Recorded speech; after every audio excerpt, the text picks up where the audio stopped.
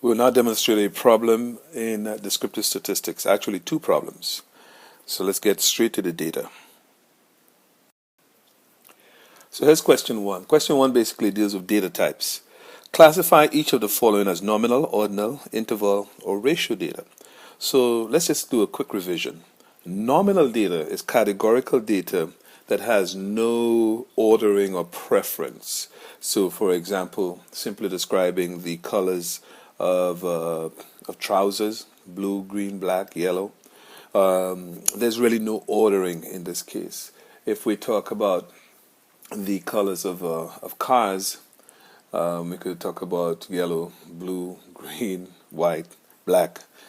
There's no ordering. Ordinal data, however, is categorical data that has an order to it. So if we talk about grades, such as A, B, C, D, E, those are categories, but there is also an ordering of those values. A is better than a B, B is better than a C, C is better than D, and D is better than F. So there is an ordering of these categories, and as such we would refer to that as ordinal data. Interval data would be data that is quantitative in nature. We have equal intervals between values, and however, there is not an absolute zero. So we talked about temperature, for example. 0 degrees Celsius doesn't mean that temperature does not exist. It simply means that it's a reference. Okay, and the ratios don't necessarily make sense, such as 40 degrees is not twice as hot as 20 degrees. We're not sure about that. So what we have done is that we have taken a scale and graduated that scale using equal intervals and allow us to classify temperatures along that scale. Ratio data, on the other hand, the data is numerical data or quantitative data, but the ratios make sense. And there is an absolute zero. So if we talk about distance, if we say 0 meters, then there's no distance. If we say 2 meters and 4 meters, 4 meters is twice as long as 2 meters. So that makes sense. Okay? So let's look at the first one. The amount of money a family of 4 spent on food each month. So if you think about it, that's quantitative. And is there an absolute zero? Yes, there is, because if you think about $0 spent, that means that you spent nothing. If you spent $100 in one month and $300 in another month, then you spent 3 times more than the first month. So in this case, this would be an example of ratio data. Okay. Ranking of 4 cars. Now notice ranking. Right away we should recognize that there is ordering here. Ranking of 4 cars in a safety test after they have been designed as excellent, good, satisfactory, and poor. So these are categories. But these categories have some ordering. Of course, excellent is better than good, good is better than satisfactory, and satisfactory is better than poor. So in this case, that would be ordinal data. That would be ordinal in nature. Time required to install 4 tires on an auto assembly line. So time is quantitative. If there is an absolute zero, zero time means it doesn't exist. 1 hour versus 2 hours. The ratio makes sense because 2 hours is twice as long, and so therefore that is ratio data. Number of years each employee worked for the company. Again, number of years, 0 years, 4 years, 12 years, etc. We know that's ratio. Dollar value of sales, again, that is ratio data. Telephone area code, well, in that case, that's categories. You could look at it as categories. So if you think of a city or you think of a country, 902, 416, 514, 506.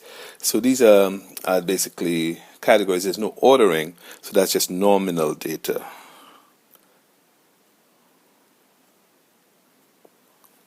Your Visa card numbers, again, no ordering, so that's nominal. And then annual student enrollment, well, that's quantitative, and there is an absolute zero. Zero enrollment means that no students enroll. 400 versus 800, there is the ratio makes sense, twice as much, so that's ratio. So as you could see, we really don't have any interval examples in this case right here. One of the ways to get interval data is that if we took a scale, a rating scale, and then we converted it to numerical values. So for example, if we took excellent, satisfactory, etc., and we said, let's make excellent 10. Let's make some good 5. Let's make fair 0. Let's make poor -5, and let's make very poor -10. So there is a 0 point data reference point, but it's not an absolute 0, and the -5 is not half as bad as a -10, or 10 is not twice as good as a 5. All right, so, but that would be an example of converting a ordinal scale to an interval scale by changing the categories and giving them and assigning them numerical values. Let's do another example that looks at measures of central tendency. So in this case, we want to look at measures such as mean, median, mode, standard deviation, variance, coefficient of variation, etc. Okay, so let's take a look at this question. Gail Pooley, the marketing director of Southeast Insurance, has been worried about the increasing age of the company's policyholders. She wants to determine whether the new advertising campaign has had the desired effect of attracting a large number of younger customers. As a first step, she has selected 2 samples of customers. The first sample is selected from the customer base before the new advertising campaign. The data are the age of the customers at the time the policy went into the effect.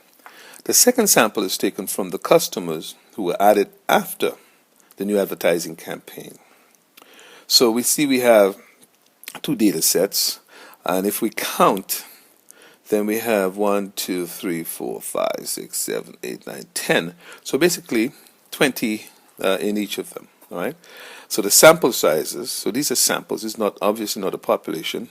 N is equal to 20 in both of these cases here. I think they're equal. And we've been fortunate that we've been given the sum of the x's, sum of the x squared, sum of the y squared. We call them x and y just to differentiate between the two. But we didn't have to. We could, if we're dealing with each of these samples independently, we could still use x as the variable. So let's go to the analysis on these questions. So the first question is to calculate the mean, median, and mode for the 2 samples. And this is a good example because it allows us to do comparison between those 2 samples to determine whether or not there's some differences. Now, just a quick reminder that mean is x bar, and x bar is just the sum of x over n. That's fairly straightforward. The median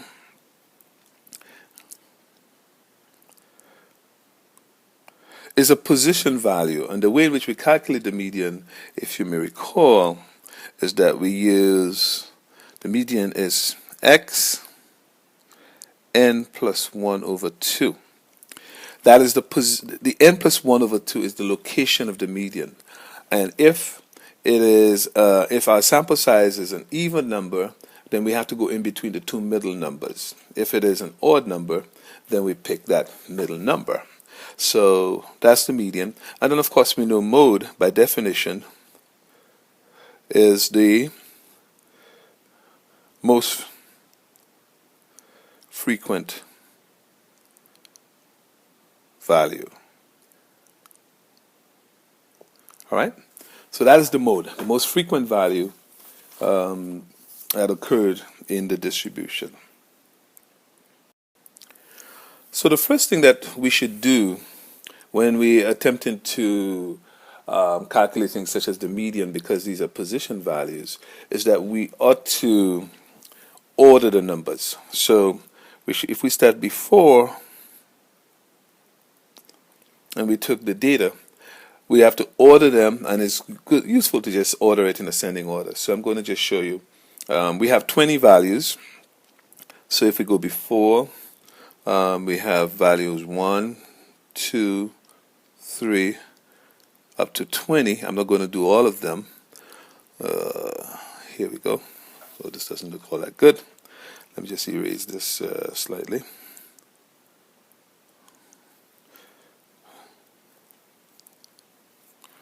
So the first value, the smallest value to the largest value, in terms of before, would be 25. The youngest person is 25.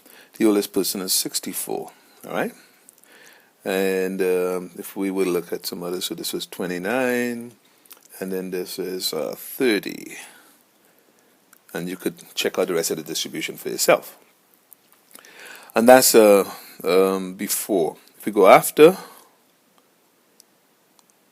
then we have the values are 23, and then we have 24, 25, and the highest value is 44. So maybe just looking at these two sets on the surface, it might seem that after the campaign may have already worked, because the range is from 23 to 44, whereas before it was 25 to 64. That's what it seems like.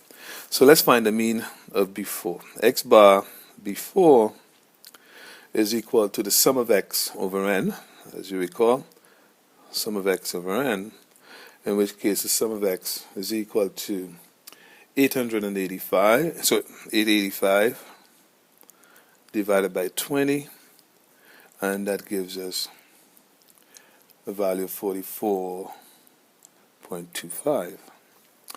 X bar after is the same thing, sum of x over n, which is equal to 641 over 20, and that gives us an average age of 3205. All right? Of course, our units years. So that's the calculation of the mean. That's fairly straightforward. Let's look at the median. So if we want to do median, the median, if we recall, is x n plus 1 over 2. But what is n plus 1? So n plus 1 over 2 is 20 plus 1 over 2, which gives us 10.5. So the median, the location of the median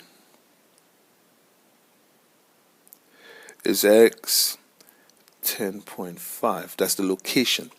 That means that if we look at the ordered values, here, location 1, location 2, location 3, up to location 20, then we're looking for 10.5 somewhere in here.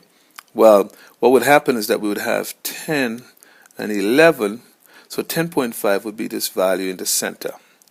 So how do we get that? Well, if that value does not exist, we should really be averaging the 10th and 11th values, right?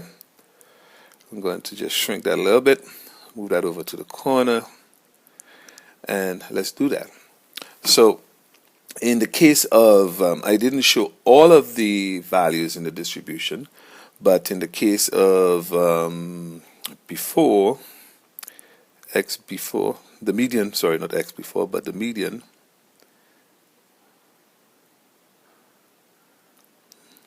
before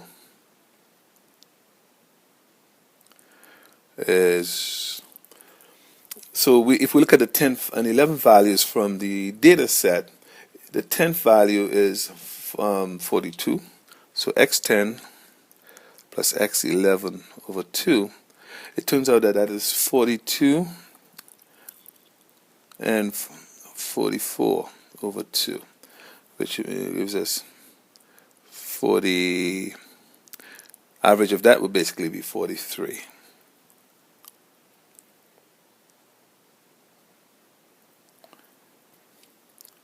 Equal to 43. All right? So that's the median before. Median after,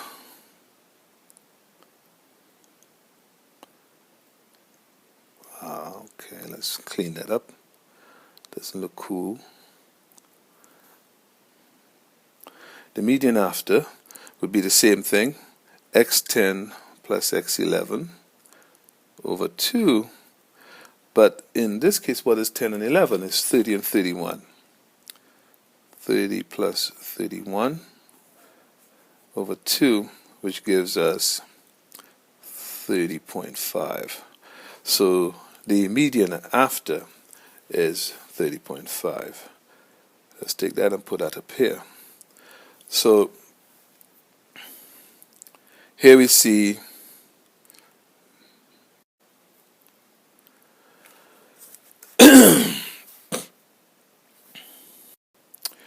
so now with this question, we're going to calculate the range, interquartile range, the standard deviation, coefficient of variation of the age of each of those groups. So what we are now doing is doing some calculations on measures of dispersion or measures of variability. So just to remind you, I guess, of the formulas. So we know range is equal to just the maximum value minus the minimum. The interquartile range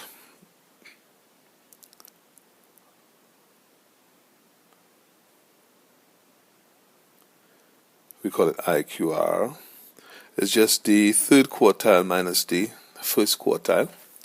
And then the standard deviation on variance, so once we calculate one, we could calculate the other, is the square root of the sum of x squared minus the sum of x all squared, notice that squared is on the outside, divided by n, and the whole thing is divided by n minus 1. So that gives us our sample standard deviation, S. Okay? Maybe we could put that in here. And we need the coefficient of variation. Coefficient of variation now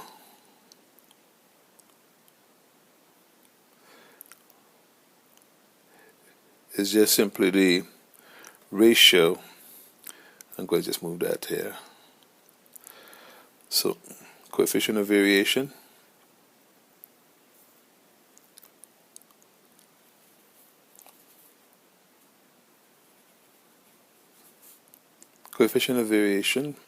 is CV. CV is, if it's population, is sigma over mu, but if it's sample, is S over X bar. All right?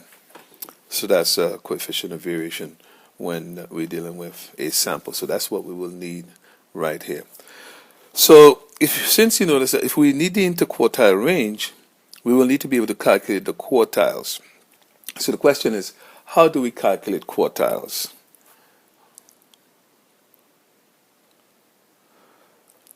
If you may recall, the median, the calculation for the median, what we did was we took n plus 1 over 2. Now the 2 represented the midpoint because we were considering the median, dividing it into 2. Since we're going to divide into 4, the quartiles are as follows. So Q1 would be x 1 over 4 n plus 1.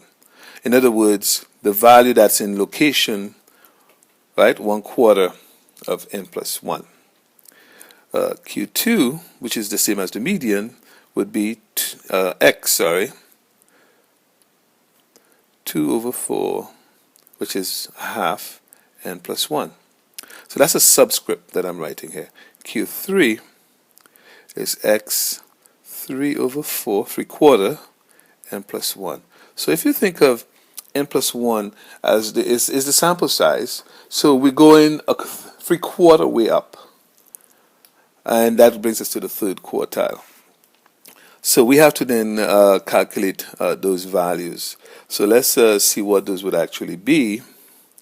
And we could then do the calculations later, okay? On the next slide. So x 1/4 n plus 1, that's 21. So what's a quarter of 21? 4 goes into 25 times, and there's 1 left, so 5.25. So that's the same as x 5.25. which basically means that we want to find, if we were to divide this into 4 equal parts. So the first quarter here, 5.25, if you take the 5th value and the 6th value, then this location is a quarter way up between those two. That's why you get 0.25. So we will have to figure out what the distance is between 5 and 6 and take a quarter of that.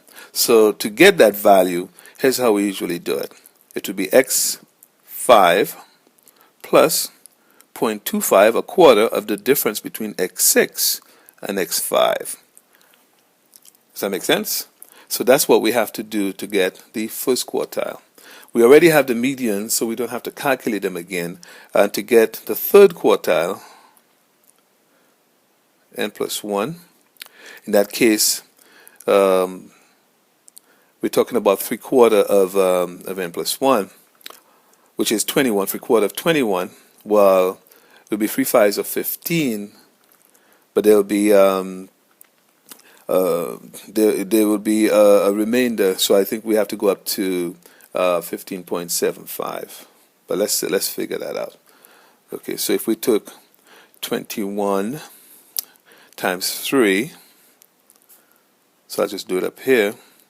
21 times 3 is over 4. Well, what is that? That's 5.25, because we know 21 is equal to 5. Divided by 4 is 5.25 times 3, so that's just 15.75. All right? So x 15.75. And to get that, we would take x15, and we have to go 3/4 way up between the 15th and 16th value, plus 0.75, that's 3/4, x16 minus x15. All right? That's how we would do this.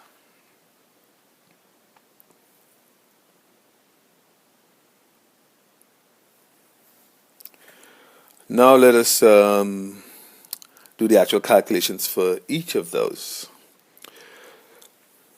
I did not write out all of the ordered set of values, but I'm assuming if you're going to follow with me that you would take the data and order it yourself, and that's fairly simple to do. I don't think I have to necessarily go through and demonstrate all of that. So we will do before over here. For the data before, let's find 5.25. So the 5th value, x5, from the data turns out to be 34, and x6 turns out to be 34. But guess what? There's no distance between that, and so taking a quarter of 0 doesn't give you anything. So Q1 is 34 plus 0.25 of 0, the difference between x6 and x5. So, of course, that is 34. Q1 is 34. Q1. Q3 would be, we need x15. What is x15? x15 is 55. x16 is equal to 56. So there's only a difference of 1 between that. And so Q3 is 55 plus 3/4 of the difference between 55 and 56, which is just 1. In this case is 55.75. So that's the first and third quartiles. We want the interquartile range for before. So IQR before is Q3 minus Q1, which is just 55.75 minus 34, which gives us 21.75. Make sense? So 21.75 is the interquartile range right here.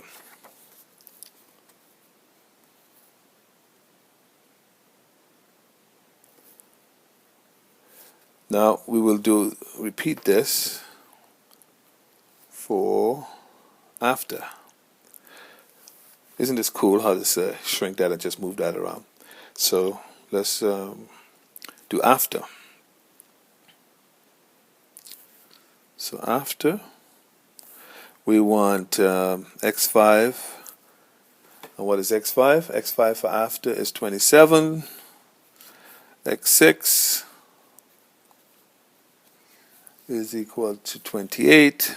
So there's only one difference between those. So, of course, x5.25, since the sample sizes are the same, we use the same values right here, would be x5, 27, plus a quarter of the difference between those two, which is 1. So a quarter of 1 will give us 27.25, right?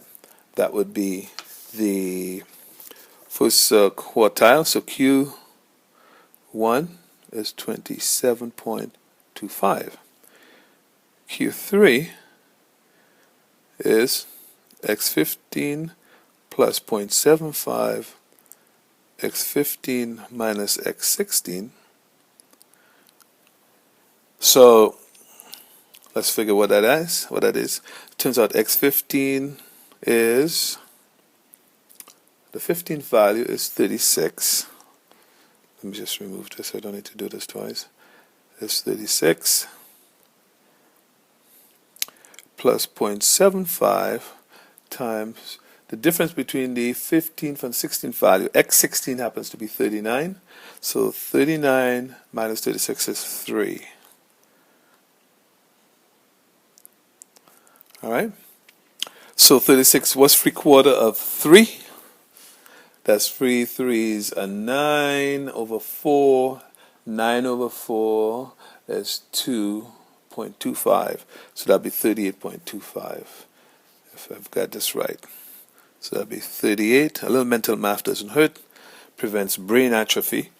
And so now that I have Q3 and I have Q1, IQR after is 38.25 minus 27.25. Well, the 2 5's cancel out, and then we would have 11 as our interquartile range. So right away you can notice that this 11 is much smaller than the 21.75 right here for before. So the middle 50%, which is the interquartile range, for the age of the new clients is actually smaller than that of the age of the old clients. So this is really cool. Okay, so I'm going to now do the calculations for the standard deviation. And if we have the standard deviation, all we need to do is to square it and we'd have the variance. So we don't have to do anything radically different, radically new. So let us just recall our formulas for standard deviation. We know S is equal to the square root of the sum of x squared minus the sum of x, all squared in the bracket over n, and then this entire thing over n minus 1. Remember, all of this is under the square root sign, okay? All right, so having done that, let's just recall our values before. Before we have sum of x and sum of x squared is 885. Sum of x squared is equal to 41905. 41905. After, we have sum of x is equal to 641, and the sum of x squared is equal to 21,311. So of course you would be expected to do those calculations, but we actually gave you the values ahead of time. So let's just calculate before.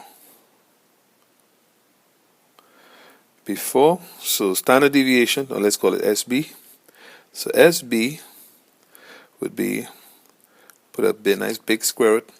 It would be the sum of the x squared, so it's 41,905 minus 885 squared divided by 20, and then of course 20 minus 1, which is 19.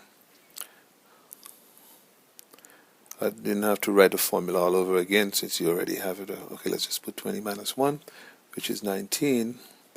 And if we do this calculation and we do it right, we will find that we have, this is equal to the square root of 144.41, which gives us 12.02. So I'm assuming that you know how to do your calculations, of course. Let's create some space. It's just so cool.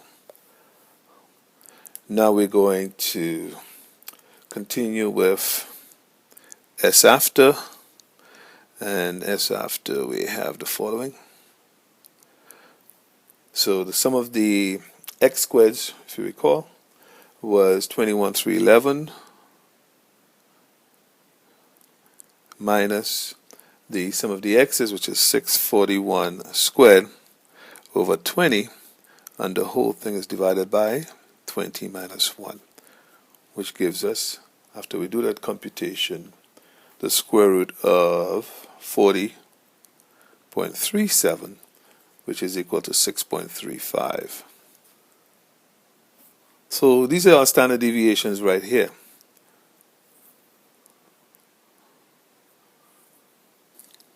Okay, so that's our standard deviations right here.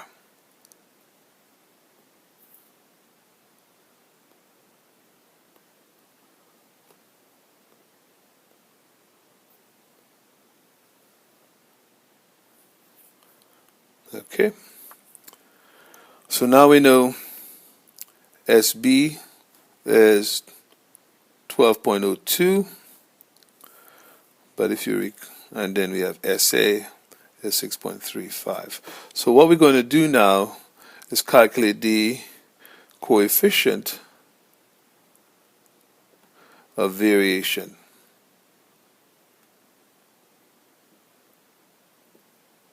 Still learning to write with this thing. So CV is equal to S over X bar, and so for before and after, let's look at before and after.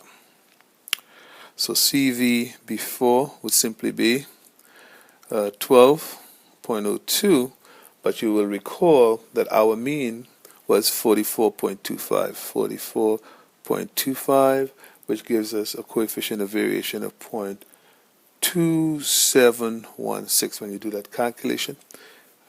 CVA, which is after, we recall that our mean was 32.05. So we have 6.35, 32.05, and that gives us point zero.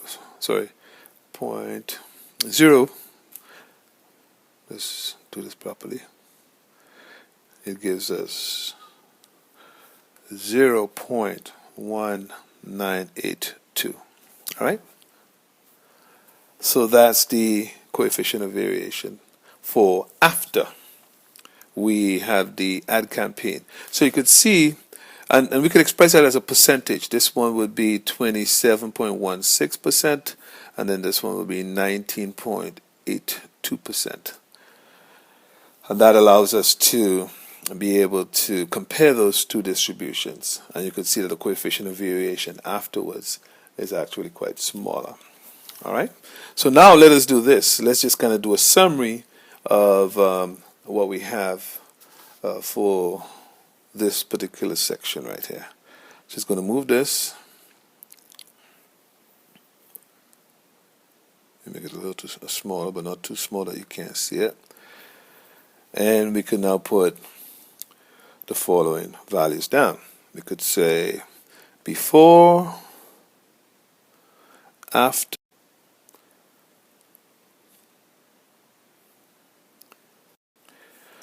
So now, of course, the real value of statistics is to look at the data and come to some sort of conclusions.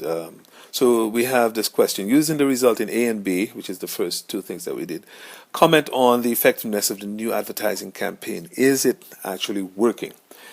Well, what was the intent? The objective was to try to get younger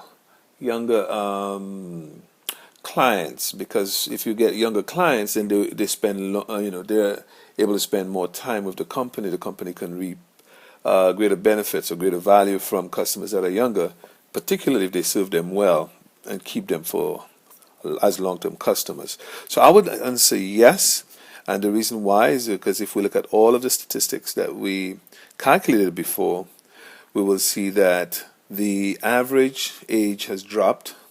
We will see also that not only has the average age dropped, we saw the median drop, and the mode also was different, it was smaller. And then we have less variability too. So in fact, not only were we able to reduce the average age, the median age, and so on, but we see that there's actually less variability in the second set of values. That is, the folks after the campaign have less variability in age. So this is all good. I'm sure the company must be happy. Why would the insurance company like to attract younger customers? Well, of course, they want to attract younger customers because younger customers will spend more time with them. All right?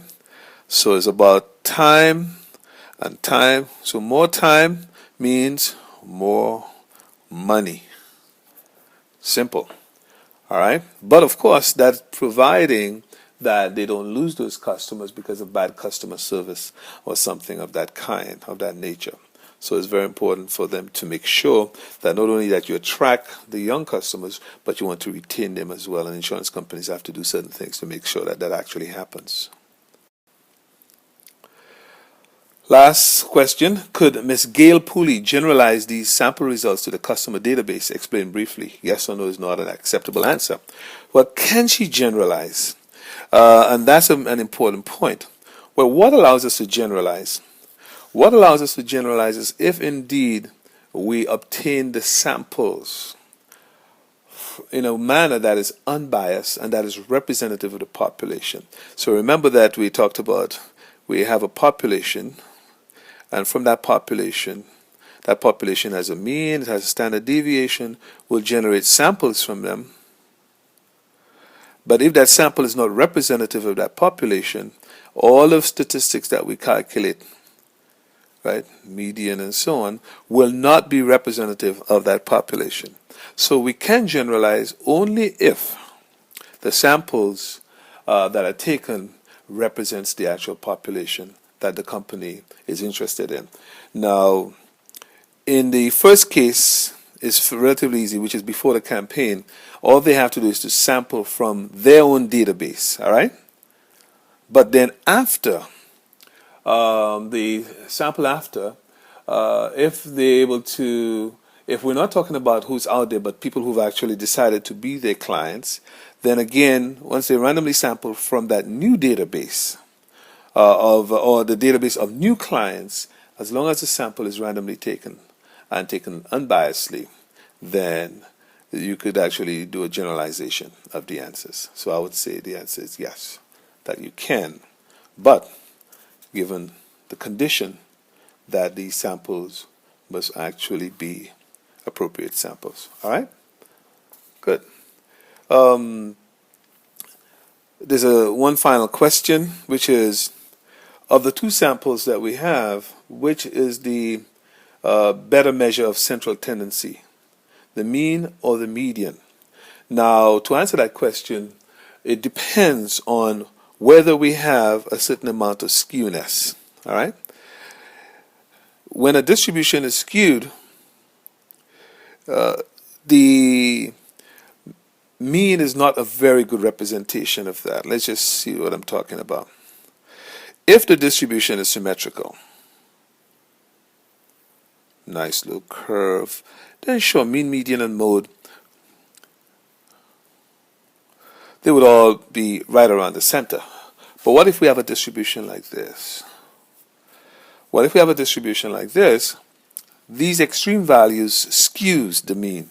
What it tends to do is that if the median is here, it pulls up the mean, that's median, it pulls up the mean higher, it pulls up the average. So in this case, the mean would tend to be higher than the median. All right? If we have this situation where you have a lot of small values in there, not a lot of small values, but some small values in there, some extreme values, then say if the median was here, what happens is that those values will pull down the mean. They'll pull it down. That's the median. All right? And so in this case, the mean would be smaller than the median. So if we go back to our values, let's take a look at the difference between the means and the medians. For before, the mean was 44.25. The median was 43. After, the mean was 32.05 and the median was 30.05. I think those are pretty close. So we're talking about before, mean and median was 44 versus 43, 44.25, sorry, versus 43. These things are, for all intents and purposes, the same. Afterwards, we are looking at 32.05 and 30.05. Recognizing that we're dealing with samples here, and we expect some variation. We don't expect to get the exact values in the population. I would say those are also pretty close. So given that the means and the medians are pretty close, to me it really doesn't matter which one you use in this case. Those distributions are likely closer to being symmetrical, which is this one right here, than one of those two over here, which is that one and that one. I don't think that distribution looks like the skewed distributions here. If we call this A, B, and C, it doesn't look like B and C. It looks more like A. Those values are pretty close. So I would say the median or the mean, either of them can be used because I believe that the distributions are pretty close. Okay? So they're not very significant. We could use either of them. That brings us to the end of our example on descriptive statistics. So we hope you found that useful, and the job now is to actually do these exercises on your own to ensure that you totally understand what's happening in those two segments of the course. Thank you.